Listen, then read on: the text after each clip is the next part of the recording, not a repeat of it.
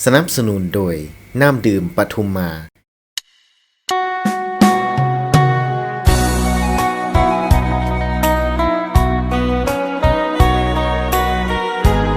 สบายดี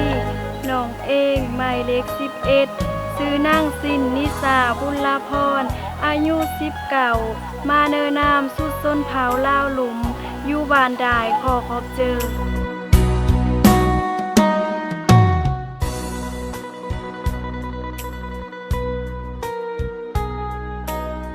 สบายดีน้องเองหมายเลข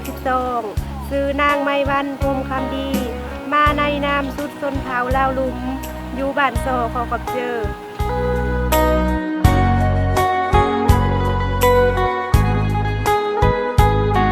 สบายดีน้องเองหมายเลข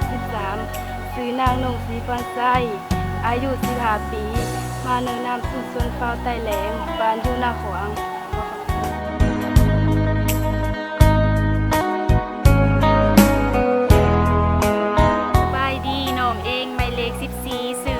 นางกมีสีทองโสนอายุ18ปีมาในนามสุดส้นเผาละหลุมอยู่บันโซขอกับเจอ